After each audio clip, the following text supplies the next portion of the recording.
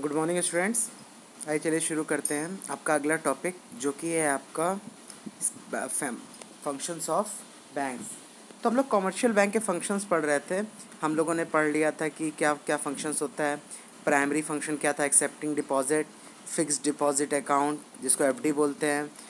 उसके बाद भी आपका करंट डिपॉजिट अकाउंट, तीसरा होता है आपका सेविंग अकाउंट, चौथा होता है आपका रिकरिंग डिपॉजिट अकाउंट जिसको आरडी बोलते हैं। और ई है आपका multiple option deposit account, MODA, ठीक है, जिसको मोडा बोलते हैं। अब आइए आपका सेकंड पे आते हैं जो आपका सेकेंडरी फंक्शंस है, ठीक है। तो आइए चलिए देखते हैं क्या क्या आपके सेकेंडरी फंक्शन है कॉमर्शियल बैंक्स के। तो जो सबसे पहला है वो आपका टर्म लोन है। तो देखिए टर्म लोन का मतलब क्या होता है। These loans are provided by the bank to their customer for a fix period to purchase machinery, truck, scooter, houses. The borrower repay the loan in monthly, quarterly, half yearly, yearly, annual instalment. यानी कि term loan में क्या होता है कि bank के allow करती है कस्टमर्स को कि वो बैंक से पैसा लेके डायरेक्टली कोई सामान खरीदें। समझिएगा, इसमें क्या होता है, वो पैसा कैश नहीं लेते, वो कोई सामान बैंक से फाइनेंस करवाते हैं और जिसका वो repayment monthly, quarterly, half yearly, annual instalments में कर देते हैं। अब आपका सेकंड आ जाइए। सेकंड आपका बैंक ओवरड्राफ्ट। बैंक ओवरड्राफ्ट का मतलब क्या होता है। बैंक ओवरड्राफ्ट का मतलब होता है the customer who maintains a current account with bank take permission from bank to withdraw more money than deposited into account. The extra amount withdrawn is called overdraft. The facility available to trustworthy customer for a small period. The facility is usually given against the security of some assets or on a personal security of the customer. Interest is charged on actual amount withdrawn by customer. तो यहाँ पे देखिए bank overdraft का आपके मतलब क्या होता है। बैंक ओवरड्राफ्ट का आपके मतलब होता है कि बैंक अपने जो भी कस्टमर जिनका करंट अकाउंट है, करंट अकाउंट मोस्टली आपके बिजनेसमैन का होता है जो कितने भी अमाउंट को बैंक में डिपॉजिट कर सकते हैं, कितना भी अमाउंट बैंक से निकाल सकते हैं। तो जो भी आपके करंट, जो भी आपके मतलब जिन्होंने करंट अकाउंट आपका बैंक में मेंटेन कर रखा है, उनको बैंक एक फैसिलिटी देती है कि उन्होंने जितना पैसा बैंक में डिपॉजिट कर रखा है उससे कहीं ज़्यादा वो विड्रॉ कर सकते हैं। बदले में कुछ सिक्योरिटी रख दें या पर्सनल अपना क्या बोलते हैं पर्सनल सिक्योरिटी दे दें, ठीक है, बदले में कोई एसेट की सिक्योरिटी या पर्सनल सिक्योरिटी दे के, ठीक है, कुछ समय के लिए बैंक से वो थोड़ा ज़्यादा पैसा निकाल सकते हैं, बदले में कुछ इंटरेस्ट चार्ज किया जाता है, ठीक है। तो जो एक्स्ट्रा पैसा ये बैंक से निकालते हैं, जैसे मैंने 1000 डिपॉजिट किया, मैंने 1500 निकाल लिया, तो जो 500 अमाउंट होगा वो मेरा होता है ओवरड्राफ्ट। अब सी आ जाइए आप लोग कैश क्रेडिट।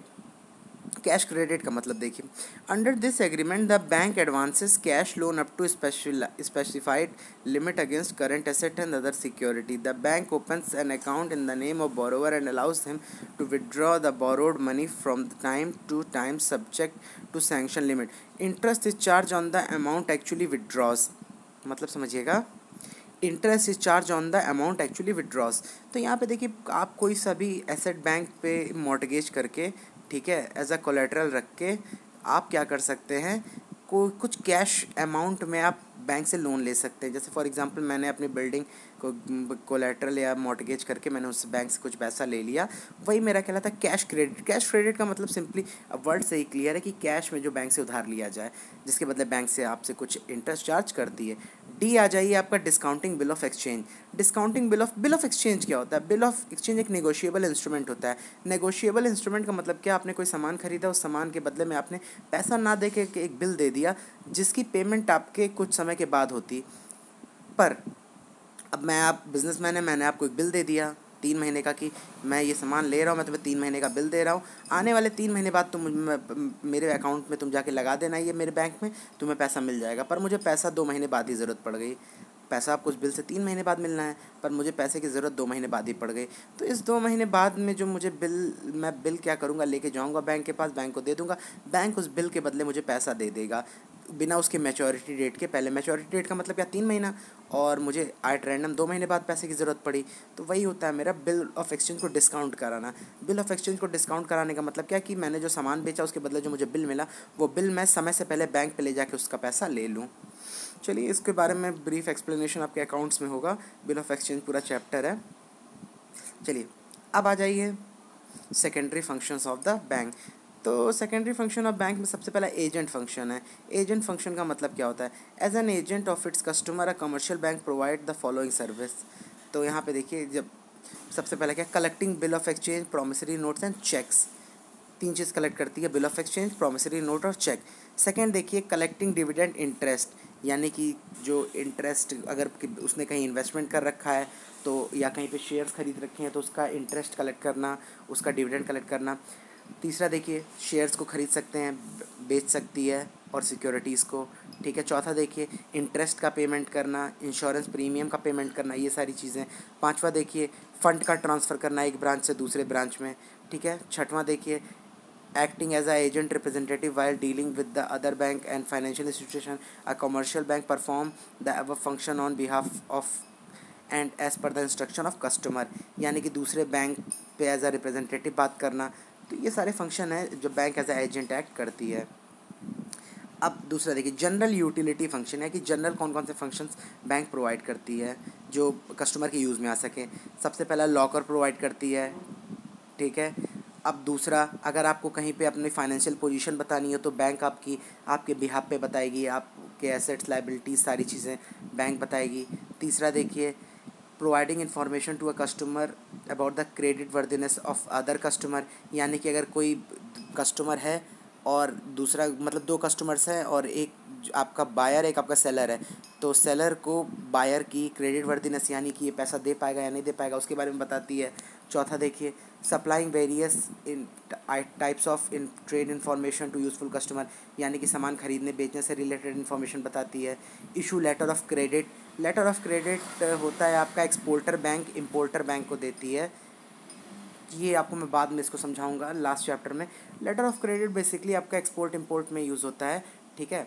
ये क्या होता है, जो पर्सन सामान खरीद रहा होता है और जो पर्सन सामान बेच रहा होता है, तो खरीदने वाले का बैंक एक लेटर ऑफ क्रेडिट इशू करता है।